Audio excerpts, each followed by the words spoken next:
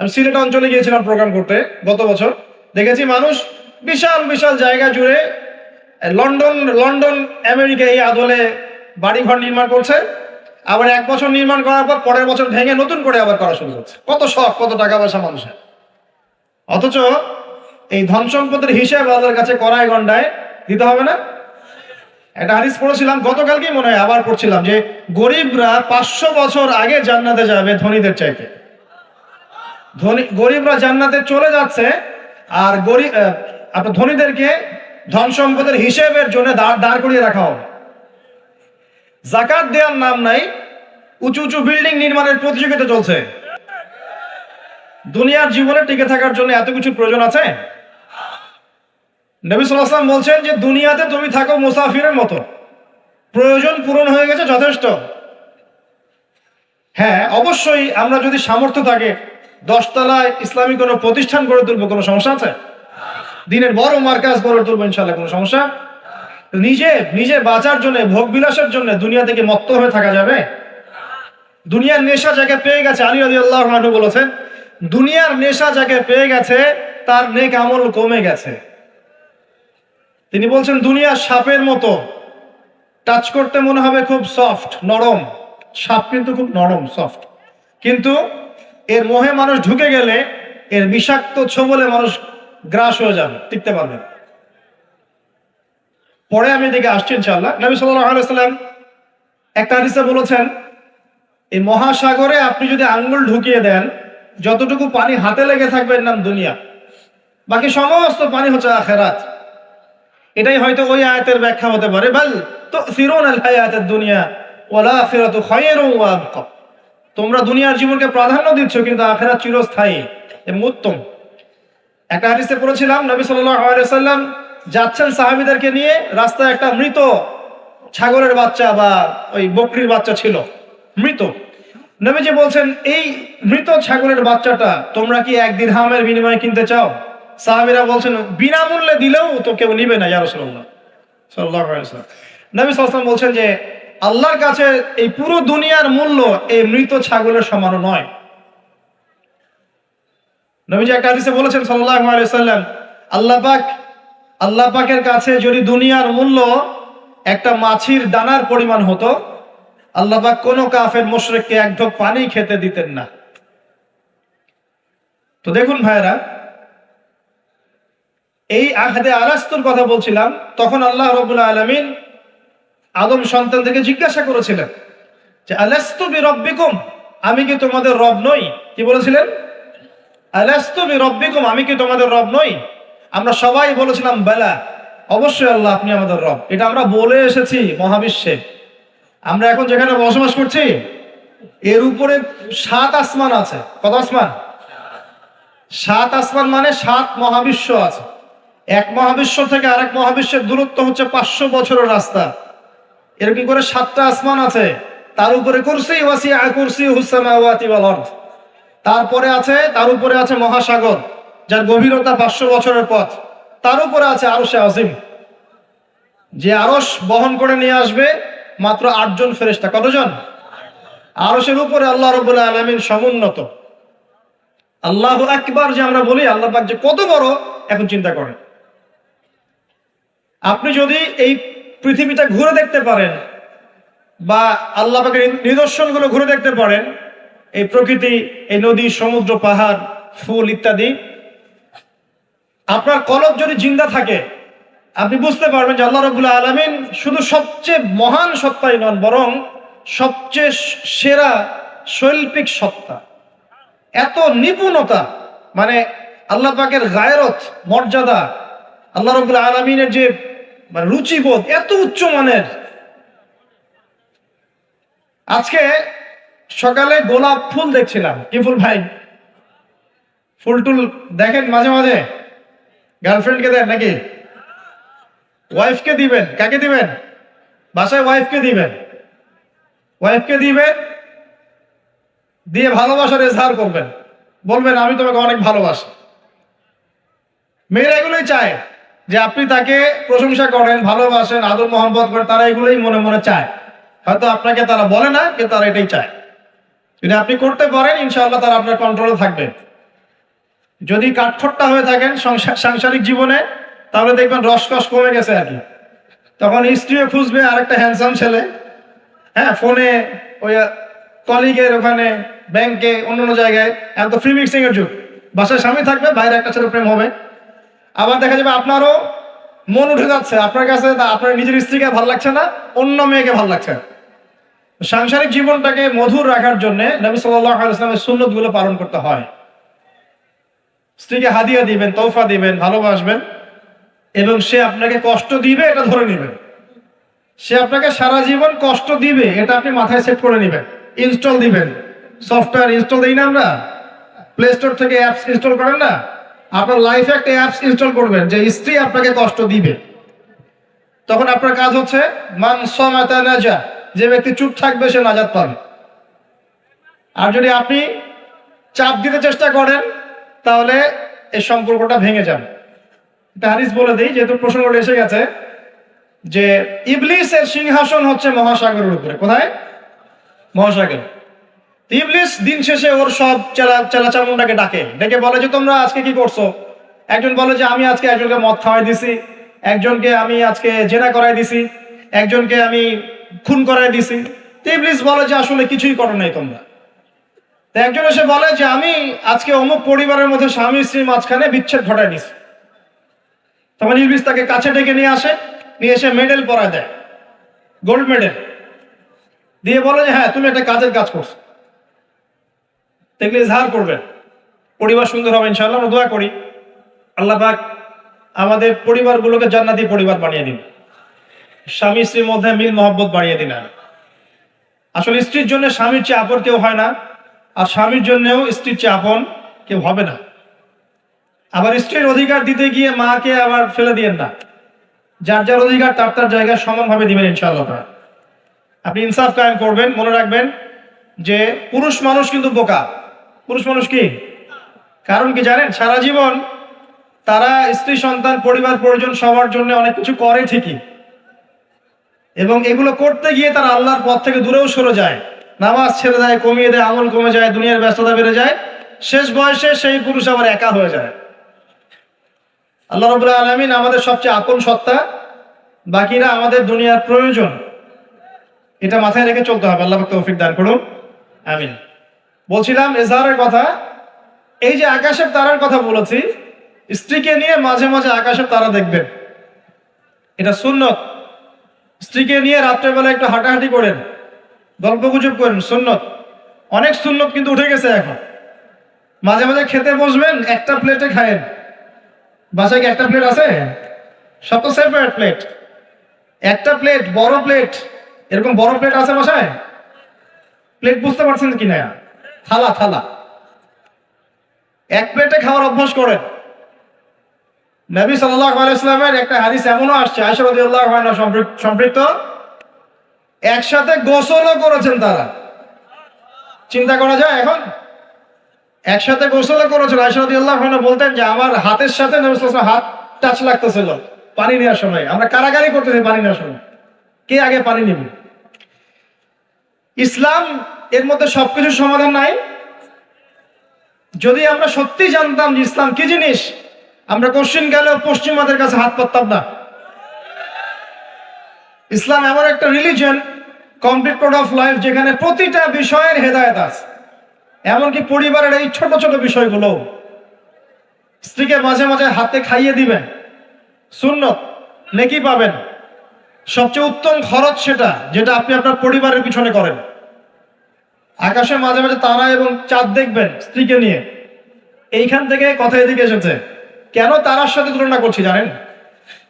তারাগুলো শুধু তারাই নয়, যারা অ্যাস্ট্রোনমি সম্পর্কে কিছু পড়াশোনা করেছে তারা জানে যে এই তারাগুলোর পজিশন এত নিখুঁত যে একটা যদি সামান্য ডানে বামে সরে যায়, একটু 19-20 হয়ে যায়, মহাবিশ্বের এই মহাবিশ্বের যে মাধ্যাকর্ষণ শক্তি, অভিকর্ষ বল, এটা কলাপস করে ভেঙে পড়ে যায়। পৃথিবী আর চাঁদের ডিস্টেন্স আছে না? চাঁদ যদি একটু পিছিয়ে যায়, হ্যাঁ, এই জোয়ার ভাটা যেটা হচ্ছে সমুদ্রে, এটার ভারসাম্য নষ্ট হয়ে যাবে।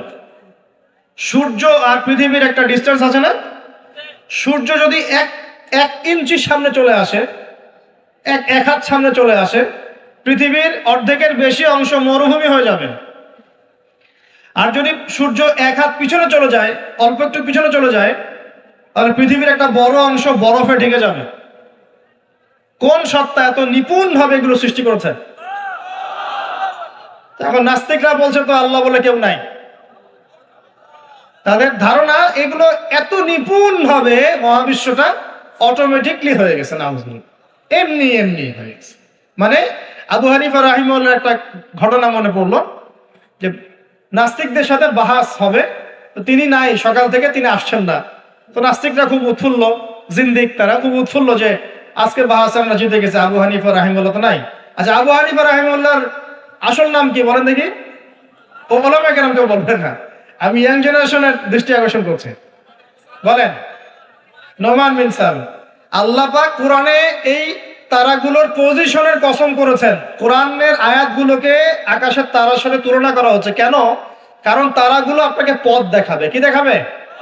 আপনি তারাগুলো মিলাতে পারলে ডাইরেকশন খুঁজে পাবেন। মনে করেন আপনার কাছে কোনো ঘড়ি নাই, কোনো মোবাইল ফোন, কিচ্ছু নাই, আজকে থেকে আপনি 1000 বছর আগে চলে গেছেন। এখন সমুদ্রে আপনি যাত্রা করতেছেন, আপনি দিক চিনবেন কিভাবে? কোনটা পূর্ব, কোনটা পশ্চিম? রাতের বেলা আপনি কেমনে চিনবেন কোনটা পূর্ব, কোনটা পশ্চিম, কোনটা উত্তর, কোনটা দক্ষিণ? তারা দেখে চিনতেন। কিভাবে চিনতেন?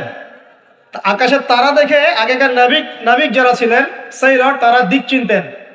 এই তারাগুলোকে দিক নির্দেশক বলা হয়। ঠিক একইভাবে কোরআনের আয়াতগুলো যদি আপনি একটার সাথে একটা হারমোনিয়াসলি মিলাতে পারেন, আপনি পথ খুঁজে পাবেন ইনশাআল্লাহ। এই জন্যই বললাম যে আকাশের তারার সাথে কোরআনের আয়াতগুলোকে মেলানো, উপমা দেয়া যায়। তো এইখানে বলতে গিয়ে এসেছিলাম যে দুইজন নবীকেই কিন্তু আল্লাহ রাব্বুল আলামিন কি বলেছেন? খলিফা। আদম আলাইহিস সালামকেও খলিফা বলেছেন, দাউদ আলাইহিস সালামকে কি বলেছেন? খলিফা। এখন বলেন তো খলিফা কাকে বলে? যে কাপড় সেলাই করে, আমরা সমাজে বলে যে উনি খলিফা। খলিফা মানে দর্জি। খলিফা কে? এটা কে সবচেয়ে ভালো উত্তর দিতে পারবে? আমি না আল্লাহ? আমরা না আল্লাহ? আল্লাহ পাক কি বলছেন শুনুন। আল্লাহ পাক সূরা সদের মধ্যে বলছেন। কোন সূরা? সদ একটা সূরাই আছে। এই সূরার মধ্যে 24 থেকে 26 নম্বর আয়াত পড়ে দেখবেন। আল্লাহ পাক বলছেন, ইয়া দাউদ, হে দাউদ আলাইহিস সালাম, ইন্না জাআলনাকা খলিফাতান ফিল আরদ। হে দাউদ, আমি বা আমরা তোমাকে পৃথিবীতে খলিফা করেছি। কি করেছি? তোমার কাজ কি? তোমার কাজ হচ্ছে ফাহকুম বাইনান নাস বিল হক। তোমার কাজ হচ্ছে মানুষের মাঝে, এই যে জনসাধারণের মাঝে হকের মানদণ্ডে বিচার ফয়সালা করবে। সুবহানাল্লাহ। একজন খলিফার কাজ কি তাহলে? জনসাধারণের মাঝে হকের মানদণ্ডে, ন্যায়ের মানদণ্ডে বিচার ফয়সালা করলে সে আল্লাহর খলিফা হবে। যদি অন্যায়ের মানদণ্ডে বিচার ফয়সালা করে, সে শয়তানের খলিফা হবে। কথা কি বুঝতে পারছেন? এই খলিফা শব্দ আল্লাহ পাক প্রয়োগ করেছেন দাউদ আলাইহিস সালামের ক্ষেত্রেও এবং আদম আলাইহিস সালামের ক্ষেত্রেও। আদম আলাইহিস সালামকে আল্লাহ পাক কি বলছেন? ওয়া ইয ক্বালা রাব্বুকা লিল মালাইকা ইন্নী জাঈলুন ফিল আরদি, বলেন খলিফা। তাহলে আদমকেও খলিফা বললেন না আলাইহিস সালাম? তো আদম আলাইহিস সালাম পৃথিবীতে এসে কি আল্লাহর বিধান ছাড়া অন্য কারো বিধান দিয়ে বিচার ফয়সালা করেছেন কিনা? আর দাউদ আলাইহিস সালাম যখন জেরুজালেমের বাদশা ছিলেন, সেখান থেকে তিনি কি আল্লাহর বিধান ছাড়া অন্য কোনো বিধান দিয়ে ফয়সালা করেছিলেন কিনা? উত্তর দেন। আল্লাহ পাক সূরা মাইদায় উল্টা কথা বলছেন। আল্লাহ পাক বলেন, ওয়া মান লাম ইয়াহকুম বিমা আনজালাল্লাহ ফাউলাইকা হুমুল কাফিরুন। এটা 44 নম্বর আয়াত। 45 এ বলছেন ফাউলাইকা হুমুল ফাসিকুন। 47 এ গিয়ে বলছেন ফাউলাইকা হুমুজ জালিমুন। তিনটা বলছেন, বা প্রথমে কাফিরুন, তারপর জালিমুন, তারপর ফাসিকুন। তিনটা কথাই আল্লাহ বলছেন যে ব্যক্তি বা যারা আল্লাহর নাজিলকৃত বিধান দ্বারা বিচার ফয়সালা করছে না, তারা ফাসিক, তারা জালেম, তারা কাফের। কে বলেছেন? আমাদের কথা। এখানে দুটো বিষয় চলে আসবে। এক, কেউ যদি মনে করে যে আল্লাহর বিধানগুলো এই যুগে চলে না, ওই যুগে চলতো, এই যুগে চলে না, এই যুগে আমরা যা বুঝি এটাই সেরা, তাহলে নিঃসন্দেহে সে কুফরিতে লিপ্ত আছে। কোনো সন্দেহ আছে? আর কেউ যদি মনে করে যে না, আল্লাহর বিধানই চূড়ান্ত, এটাই সর্বোচ্চ, কিন্তু পরিবেশ পরিস্থিতি বিবেচনায় আমি ইমপ্লিমেন্ট করতে পারছি না, সে ব্যক্তির কথা আলাদা। কথা কি বুঝতে পারছেন? আমাদের আকীদা পরিষ্কার করতে হবে না? তাহলে এখানে আপনি খলিফার সংজ্ঞা পেলেন, খলিফার কাজ কি সেটাও পেলেন। আরো একটা কথা আল্লাহ পাক বলেছেন দাউদ আলাইহিস সালামকে, সেটা হলো ওয়ালা তাত্তাবিউল হাওয়া, তুমি তোমার প্রবৃত্তির অনুসরণ করো না। প্রবৃত্তি মানে কি? মন যা চায় তার অনুসরণ করো না। ফায়ুদিল্লাকা আন সাবিলিল্লাহ, তাহলে এই অনুসরণ তোমাকে আল্লাহর পথ থেকে বিচ্যুত করে দিবে। ইন্নাল্লাযীনা ইউদিল্লুনা আন সাবিলিল্লাহি লাহুম আযাবুন শাদীদ বিমা নাসু ইয়াওমাল হিসাব, যারা নিজের মন গড়া প্রবৃত্তির অনুসরণ করেছে তারা আল্লাহ পাকের সরল পথ থেকে বিচ্যুত হয়ে গেছে এবং আল্লাহ পাক তাদেরকে কঠিন শাস্তি দিবেন, কারণ তারা কিয়ামতের দিনটাকে ভুলে গেছে। প্রিয় ভাইরা, আমরা ওয়াদা করে এসেছি আল্লাহর কাছে। কি ওয়াদা করেছি? যে আল্লাহ আমাদের রব। তাহলে দুনিয়াতে আসার পর কি আমরা আল্লাহর সাথে শিরিক করতে পারবো? আল্লাহর বিধান ছাড়া অন্য কারো বিধান মানতে পারবো? আল্লাহ পাকের হালালকে হারাম করতে পারবো? আল্লাহর হারামকে হালাল করতে পারবো? নাকি আমাদের উচিত হবে আল্লাহর সমস্ত বিধানের সামনে আত্মসমর্পণ করা? কোনটা? ইসলাম মানে কি? বলবে শান্তি। ঠিক আছে, শান্তি একটা শব্দের অর্থ হয়, ইসলাম শব্দের প্রকৃত অর্থ হচ্ছে আত্মসমর্পণের মধ্য দিয়ে শান্তি অর্জন করা। আল্লাহর হুকুম আহকামের সামনে আত্মসমর্পণের মধ্য দিয়ে কি করা? শান্তি অর্জন। আত্মসমর্পণ কেমন হবে? একটা ফয়সালা আল্লাহ পাক দিলেন, এখন আমি চিন্তা করব যে এই নামাজ পড়তে আল্লাহ পাক বলেছেন, আমি চিন্তা করছি যে নামাজ কেন পড়বো, নামাজ পড়ার কি দরকার, এর বৈজ্ঞানিক উপকারিতা কি, হ্যাঁ নামাজ পড়লে এর পিছনে দর্শন কি, এর পিছনে যুক্তি কি, এইসব তন্ত্র মন্ত্র ঘেটে যদি আপনি নামাজ পড়েন, পরিপূর্ণ আত্মসমর্পণ হয় নাই। কখন হবে? আল্লাহ বলেছেন সামি'না আতা'না, আল্লাহ বলেছেন নামাজ পড়তে 5 ওয়াক্ত, বাস নামাজ পড়। এর পিছনে কারণ থাকতে পারে, সব কারণ আমার জানা জরুরি না এবং সব কারণ আমি জানতেও পারবো না। পারবো? এখানে দেখেন একজন নবীর কথা বলি, যার নাম আমরা প্রথমে বলেছি আল্লাহুম্মা সাল্লি আলা মুহাম্মাদ ওয়া আলা আলি মুহাম্মাদ কামা সাল্লাইতা আলা ইব্রাহিম। নবী মুহাম্মদ সাল্লাল্লাহু আলাইহি ওয়াসাল্লামের নামের সাথে ইব্রাহিম আলাইহিস সালামের নাম কেন, অন্য নবীর নাম নয় কেন? প্রশ্ন করতে হবে না? কারণ হচ্ছে নবী সাল্লাল্লাহু আলাইহি ওয়াসাল্লামের জীবনের যে ধারা এবং ইব্রাহিম আলাইহিস সালামের জীবনের ধারা কিন্তু হুবহু একই রকম। শুধু নবী সাল্লাল্লাহু আলাইহি ওয়াসাল্লাম শেষে গিয়ে মক্কা থেকে পুরো জাজিরাতুল আরবে ইসলামিক খেলাফা কায়েম করেছিলেন। ইব্রাহিম আলাইহিস সালাম ওই সময়টা হয়তো পান নাই। That's all. এখন দেখেন ইব্রাহিম আলাইহিস সালাম সম্পর্কে আল্লাহ পাক কি বলছেন? আল্লাহ পাক বলছেন ইয ক্বালা লাহু রাব্বুহু আসলিম ক্বালা আসলামতু লিরাব্বিল আলামিন। আল্লাহ পাক যখনই ইব্রাহিমকে বলেছেন আলাইহিস সালাম আত্মসমর্পণ করো, ইব্রাহিম আলাইহিস সালাম আত্মসমর্পণ করেছেন, বলেছেন আসলামতু লিরাব্বিল আলামিন, আমি জগৎ সমূহের প্রতিপালকের সামনে আত্মসমর্পণ করলাম। একটা মিসাল দিচ্ছি, তার সন্তানকে জবাই করতে বলেছিলেন, মনে আছে? সন্তান বলেছিল যে ইয়া আবাতি ফাআল মা তু'মার, হে আমার আব্বা আপনাকে যে আদেশ করা হয়েছে আপনি তাই করেন। সাতাজিদুনি ইনশাআল্লাহু মিনাস সাবিরিন, ইনশাআল্লাহ আপনি আমাকে ধৈর্যশীল পাবেন। ইব্রাহিম আলাইহিস সালাম জবাই করার আগে কি আল্লাহকে প্রশ্ন করেছিলেন যে এর পিছনে যুক্তি কি, এর পিছনে দর্শন কি, এর পিছনে বিজ্ঞান কি? নাকি আল্লাহ আদেশ করেছেন বাস করেছেন? কোনটা? আল্লাহ পাক আদেশ করেছেন, চোখ বন্ধ করে কাজ করতে গিয়েছেন। এবং এই নবীকে আল্লাহ পাক বলছেন হুয়া সাম্মাকুমুল মুসলিমিন, তিনি তোমাদের নাম দিয়েছেন মুসলিম। তাহলে প্রথম মুসলিম কে পাচ্ছি আমরা এখানে? প্রথম সারির মুসলিম কে পাচ্ছে? ইব্রাহিম আলাইহিস সালাম, যিনি আল্লাহ আদেশ আসলেই বাস্তবায়ন করতে চলে যান। এর নাম প্রকৃত মুসলিম, আত্মসমর্পণ করা। আমরা কি সবকিছুর সামনে আত্মসমর্পণ করতে পারছি? যদি পারতাম তাহলে ইবাদত বন্দেগীর জীবনে পাক্কা মুসল্লি হয়ে অর্থনৈতিক জীবনে পাক্কা সুদখোর কেন হচ্ছে? আমরা নামাজ পড়ি না? নামাজ 5 ওয়াক্ত করি মাশাআল্লাহ, কিন্তু ব্যবসা করতে গিয়ে মাপে কম কেন দেই? ব্যবসা করতে গিয়ে আমি মজুদদারি কেন করি? আমি অন্যকে কেন ঠকাই? কেন ভেজাল মিশাই? পণ্যের সাথে ভেজাল কেন মিশাই? অর্থনৈতিক জীবনে গিয়ে আমি সুদ কেন খাই? ঘুষ কেন নিব? দুর্নীতি কেন করব যখন আমি 5 ওয়াক্ত নামাজ পড়ি? তার মানে কি জানেন? তার মানে আমরা এই আয়াতের উপর আমল করতে পারি নাই। কোন আয়াত? আল্লাহ পাক বলছেন উদখুলু ফিস সিলমি কাফা, তোমরা পরিপূর্ণরূপে ইসলামে প্রবেশ করো। এটা আয়াত আমল হয়েছে? কখন পরিপূর্ণ প্রবেশ হবে? যখন জীবনের প্রতিটা ক্ষেত্রেই আমরা ইসলাম পালন করতে পারবো। ইসলাম কি শুধু ইবাদত বন্দেগীর জীবনেই? খালি নামাজ রোজা হজ জাকাতের নামে কি ইসলাম? ব্যবসা ইসলাম নাই, পরিবারে নাই, অর্থনীতির মধ্যে নাই, রাজনীতির মধ্যে তো নাই। এটা তো থাকার দরকার নাই। এটা আমরা যা ভালো বুঝি তাই। এখানে ইসলামের হেদায়েতের দরকার নাই। এখানে পশ্চিমে অনেক তন্ত্র আছে, সেকুলারিজম আছে, ডেমোক্রেসি আছে, কমিউনিজম আছে। ইসলামের প্রয়োজন আছে? কোনো দরকার নাই। এটা আমরা মুখে বলি ঠিকই, কিন্তু আসলে বাস্তবে কি করা সম্ভব হয়? 100% হয় না, কিন্তু হবে ইনশাল্লাহ। তওবা করেন। জীবনে যত পাপ করেছেন এই পাপগুলো কাছে খাতায় লিখবেন যে আমি এই পাপ জীবনে করেছি। মনে করেন, নিজের সাথে অনেস্ট হবেন, আয়নার সামনে দাঁড়াবেন, চোখ বন্ধ করে রাত্রেবেলা শুয়ে চিন্তা করবেন যে আমার তো বয়স হয়ে গেল 30, 40, 50, সারা জীবনে কি কি বড় বড় পাপগুলো করেছি। চিন্তা করে দেখবেন, দেখবেন আপনি খুঁজে পাবেন।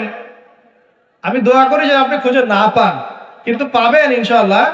আপনি বহু বহু নামাজ আপনি পড়েন নাই, কাজা করেছেন। বহু রোজা আপনি রাখেন নাই। যাকাত ফরজ হয়েছে সেই কবে আপনি দেন নাই। হ্যাঁ, হজ ফরজ হয়ে গেছে কবে করছেন না, করেন নাই। বোনের সম্পত্তি দেন নাই, প্রতিবেশীর সম্পত্তি মেরে খেয়েছেন। কোন কোন ক্ষেত্রে দেখা যেতে পারে, এটাও হতে পারে এমনটাও যে আপনি জনগণের সম্পদ মেরে খেয়েছেন। এমন হতে পারে। হতে পারে আপনি করাপশনে ছিলেন, হতে পারে জেনা করেছেন, মদ খেয়েছেন, ইত্যাদি ইত্যাদি, সুদ খেয়েছেন। অনেস্টলি খাতায় লিখেন।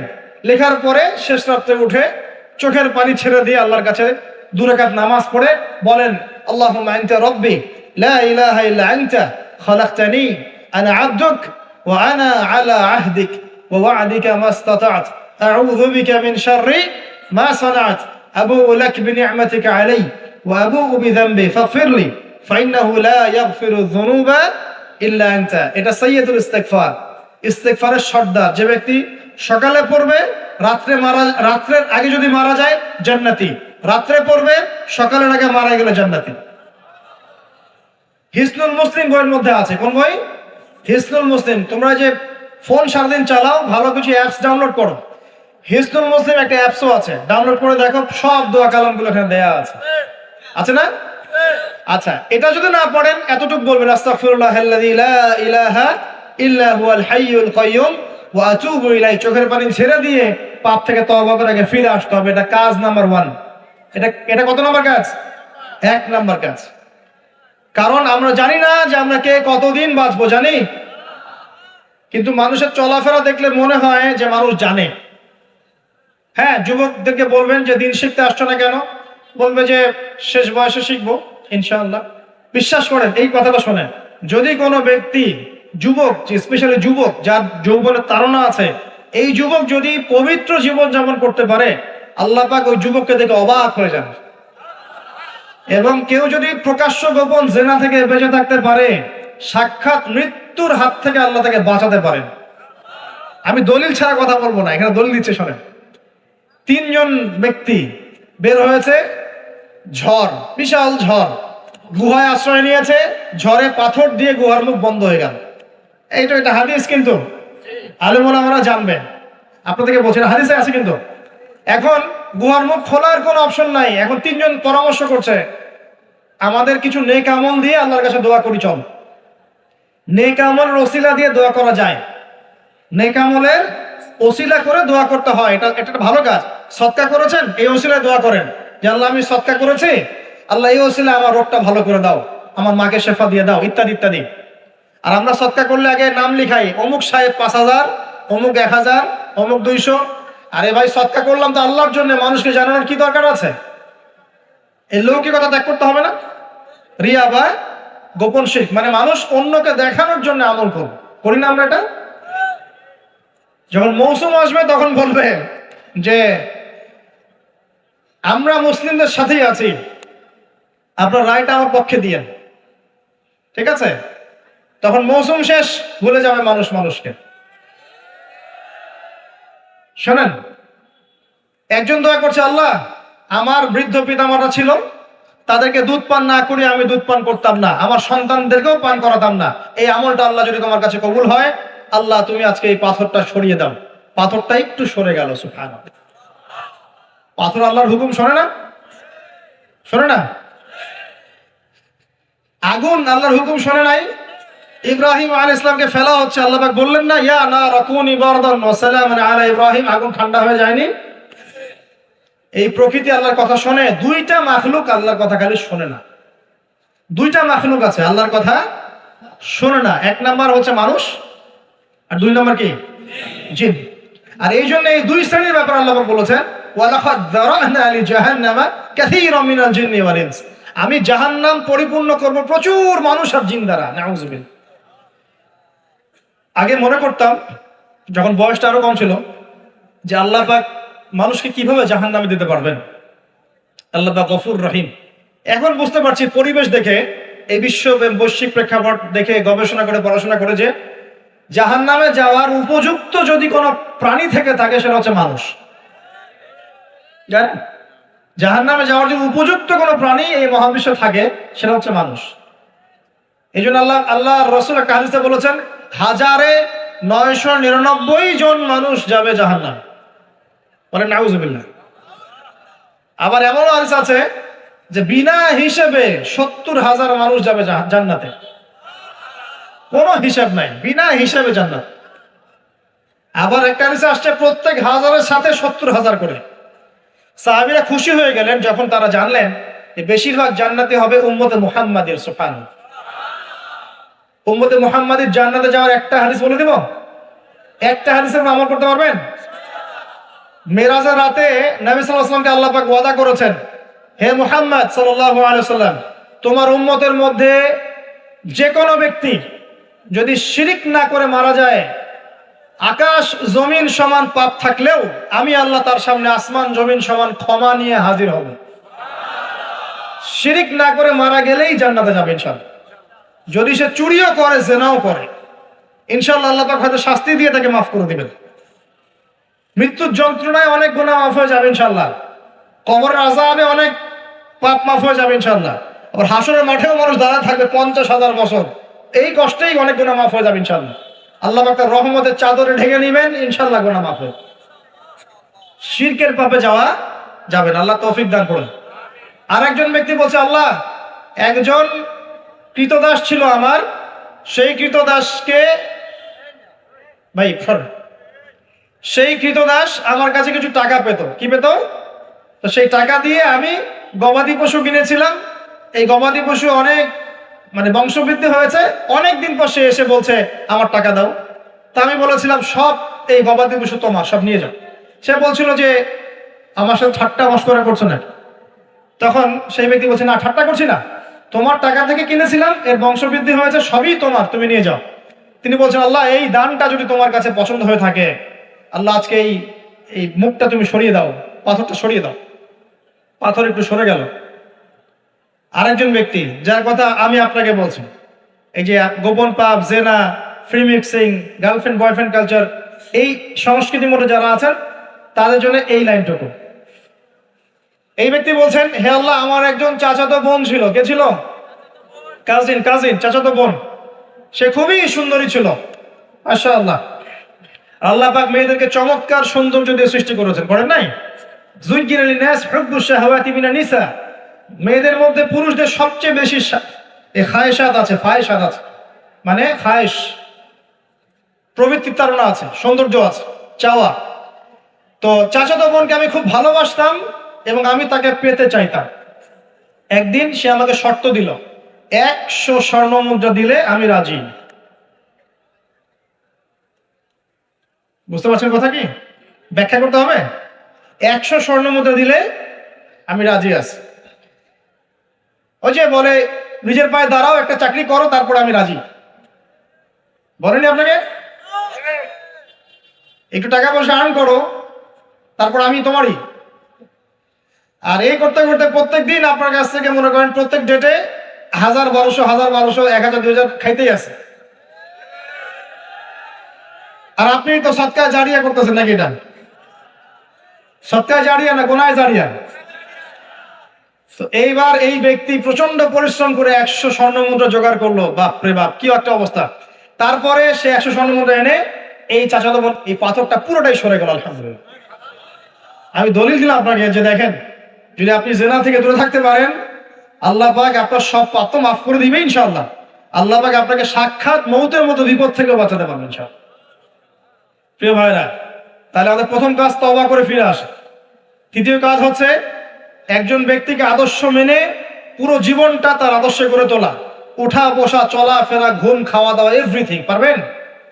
চেহারা সুরত চুল টুল সবকিছুই, দাড়ি থাকবে চেহারায়, গর্বের সাথে দাড়ি রাখবেন, গর্বের সাথে বুক ফুলিয়ে দাঁড়িয়ে রাখবেন, তাকওয়ার লেবাস পরবেন, পোশাক পরবেন, ঠিক আছে, মোচ ছোট করে ফেলবেন, টাকনুর উপরে কাপড় উঠিয়ে ফেলবেন, ঠিক আছে, লেবাস পোশাক কথাবার্তা আমল আকীদা আখলাক সবকিছু কার মতো হবে? রাসূলুল্লাহ সাল্লাল্লাহু আলাইহি ওয়াসাল্লামের সুন্নাত মোতাবেক। এটা আপনার 2 নম্বর কাজ। 3 নম্বর কাজ হচ্ছে পড়াশোনা করা। কি করা? দ্বীনি ইলম অর্জন করা। আগে সহজ বইগুলো পড়বেন, তারপর আস্তে আস্তে কঠিন বইয়ের দিকে যাবেন, এবং পড়াশোনার সময় উলামায়ে কেরামের সাথে সম্পর্ক রাখবেন। একা একা পণ্ডিত হয়ে যাবেন না, তাহলে সমস্যা আছে।